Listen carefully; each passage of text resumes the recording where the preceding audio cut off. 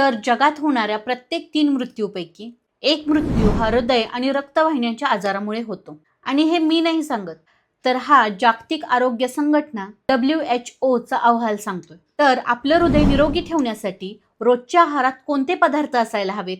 तर मग चला पाहूया हृदयासाठी फायदेशीर असे 5 पदार्थ. पण 5वा पदार्थ खाताना ही छोटीशी चूक अजिबात करू नका.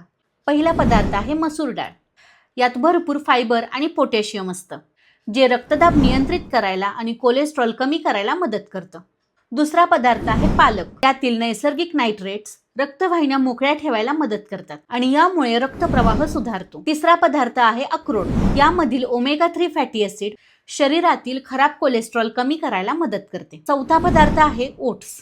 यातील बीटा ग्लुकन फायबर शरीरातील कोलेस्ट्रॉल बाहेर टाकायला मदत करतं. तर सकाळचा नाश्ता एकदा ओट्सने बदलून बघा, तुम्हाला नक्की फरक जाणवेल. आणि आता तो पदार्थ ज्याबद्दल मी आधीही सांगितलं होतं, तो म्हणजे डाळिंब. डाळिंबाचे लाल दाणे जितके सुंदर दिसतात तितकेच ते आतून काम करतात. यातील हे घटक शरीरातील ऑक्सिडेटिव्ह स्ट्रेस आणि दाह कमी करण्यास मदत करतात.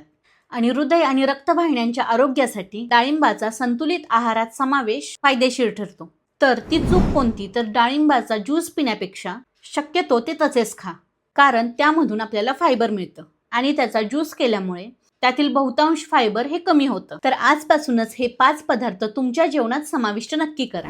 आणि यातले किती पदार्थ तुम्ही आधीपासूनच खात होता हे मला कमेंटमध्ये नक्की सांगा. आणि हा व्हिडिओ त्या व्यक्तीला पाठवा ज्याच्या हृदयाची तुम्हाला खरंच काळजी आहे. व्हिडिओ आवडल्यास लाईक करा आणि आरोग्य संबंधित अशीच नवीन माहिती जाणून घेण्यासाठी चॅनलला फॉलो करा.